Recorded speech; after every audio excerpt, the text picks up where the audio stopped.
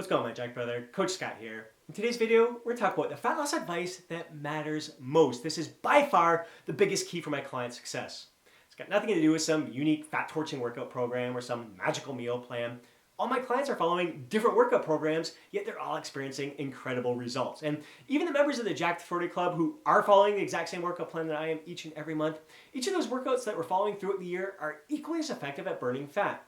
And if you were to look into the food journals of each of my coaching clients, you'd see they're all eating different foods, their meal timing is different, their meal frequency is different, their macro ratios are going to vary. Again, they're all experiencing incredible results. They're all simply focused on building upon and improving upon their own natural eating tendencies while hitting their calorie target for the day or for the week. Now, there's no doubt about it, your workout and diet plan play a huge role in getting lean and staying lean, but the fat loss advice that's been most important for the success of my clients has been learning to develop a heightened sense of awareness throughout the process. A great example of this would be a conversation I had with one of my coaching clients, Kevin, last week. He mentioned how difficult it is not to overeat, even when you're consuming what would be considered decent, healthy foods. He was at a luncheon at work and he arrived there starving. He had his plate of some decent, healthy foods and was still really freaking hungry. He saw everyone else going up for seconds, and in order to avoid that temptation to go up for seconds himself, he decided to leave the room. He drank some water. 10 minutes later, he realized, holy smokes, I'm actually full. And then he came to the awareness, like, wow, like how many times in the past have I overeaten and not realized it? So really having that heightened sense of awareness while you're eating your food before considering going up for seconds or even adding a little scoop or extra of anything else or eating food off your kid's plate, like sit there 5-10 minutes, drink some water, have some conversation, savor the company you're with, and then think to yourself, like, am I actually hungry still? Do I actually need more food? Because I hear from people all the time telling me, I eat healthy. How come I can't lose weight? It's because you can still overeat healthy foods. I go out for all-you-can-eat sushi with my kids at least twice a month. I'd consider that healthy food. You get the rice, seaweed, fish. We do a lot of sashimi there. And oftentimes, like, we get to that point during the course of the meal there, we're like, oh, should we order a couple more rolls here? My kids are way better than I am. They're like, no, I think we're pretty good here. We drink some water. We get in the car. On the way home, we're like, oh wow, it's a darn good thing that we didn't order any more sushi there, because we would be at the point where we'd be over full, we'd be stuffed, and we don't want to feel uncomfortable. We don't want to experience that kind of bloat and discomfort and feel sluggish afterwards. Like, we enjoy eating to the point of satisfaction. That was more than enough. Like, when we go all you can eat sushi, it doesn't mean we want to leave there feeling like stuffed or anything. Like, no, we still want to just eat to the point of satisfaction, really enjoy that meal. Another great example would be another one of my coaching clients, Don, who I mentioned in a recent video, how he's really learned to take his time eating. He chooses food slowly, savors every bite, and he's really found that that has helped him learn to eat to the point of satisfaction. He recognizes a lot sooner when he's satisfied, rather than when you're just scarfing down the food, you don't get those signals to your brain that you are actually full. So he's really enjoying, he's gaining more pleasure from the experience because he's actually tasting his food, enjoying the company, and again, not feeling full and stuffed afterwards there. The other great example, coaching client Tom, who faced with temptations each and every day at work, was known for having breakfast cookies at the office each and every day. Once we started working together, we swapped that out for a more nutrient-rich breakfast, and he immediately noticed how he has more energy, he performs better, he's got more focus, more mental clarity, he just feels better overall. And after a time, like those breakfast cookies, although that was his favorite thing, it's lost its appeal to him. He would much rather have something that's going to make him feel a lot better. And again, that nutrient-rich meal that he's having for breakfast instead still tastes delicious to him. So it's really important throughout this process to have that heightened sense of awareness of when you are reaching the point of satisfaction, like being aware of how fast you're eating your foods. Do you need to slow things down? Do you need to chew your food a lot more slowly? Are you savoring every bite?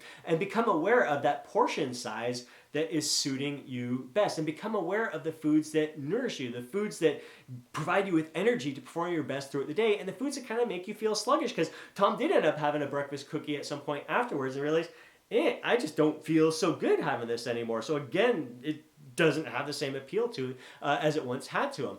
And so beyond the nutrition, like having a heightened sense of awareness with your sleep. This is another conversation that I've had with Kevin. I've had this conversation with you guys here, always drilling home the importance of sleep. Now, Kevin was used to getting about 5-6 hours of sleep and thinking that, I can get through the day. It's normal on the weekend. I'll kind of play catch up here like a lot of people do. Like, dude, you got to keep trying more. Let's build upon let's build a good sleep-wake pattern here, a good wind-down routine at the end of the day to make sure that you're in bed sooner and giving yourself that time, that opportunity to get at least 7 hours of sleep, preferably like around 8 hours of sleep. And so he got 8 hours of sleep one night, and he messaged me right away. He's like, holy smokes, like I can't believe how much better I feel getting a great night's sleep like that. And still, like last night he had 7 hours of sleep. He's like, you know what, I set 8 hours that I could sleep. I fell asleep right away, but I woke up after 7 hours feeling awake, so I just got up. And tell him once again, like that, I've been there. I've been in that position where I wake up after 7 hours, and knowing myself the importance that sleep plays in my mental focus, my mental clarity, my performance in the gym, and everything that I'm doing throughout the day, my appetite control, all that stuff. Like I know, again, memory, reaction time when you're driving. There's so many disease prevention. Sleep is everything. So I know the importance of trying to get like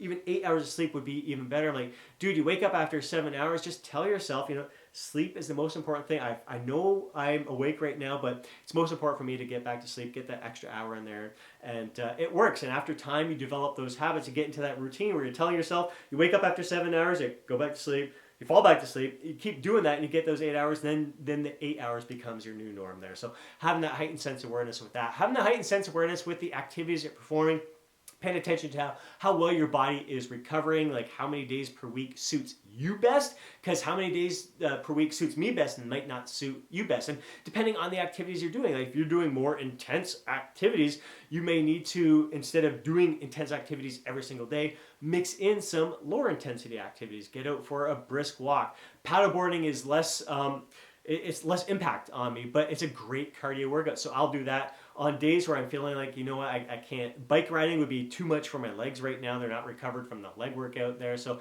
I've got to maybe do the rowing machine or something like that. So really having that heightened sense of awareness when to take days off, and even when to call audibles with your training sessions as well. Like if you didn't get a great night's sleep, if you are under stress and you get to the gym and you just don't have it in you, it's okay to go a little bit lighter with the weight, do higher repetitions, swap out exercises. If your back is bothering you a little bit and squats is in the mix, do something different. Do some leg extensions, leg curls, like do split squats, something that's going to feel a little bit better on your body. So really having that heightened sense of awareness of what's going to serve you best in this moment. And again, there's a big realization of sense of awareness for Kevin as he's been thinking that he's got this weekend getaway coming up here. And he's thinking ahead that, okay, I think I can probably get a workout in Friday, definitely not Saturday, maybe Sunday. And he was really overthinking things, getting himself all worked up. Came to the awareness that, okay,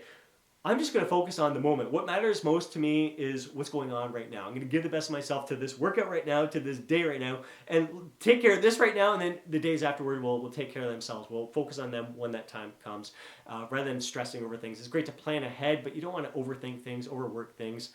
Again, so it's just having this heightened sense of awareness through the process. That is the greatest asset. That's good. That's what's going to serve you best through this transformation process. Not just when it comes to fat loss, but maintaining your fat loss, maintaining your weight loss for the long term. So getting lean and staying lean. Heightened sense of awareness to what's going to allow you to thrive in all aspects of life. Again, stuff that I've talked about in the past, stuff that I just can't drill home enough.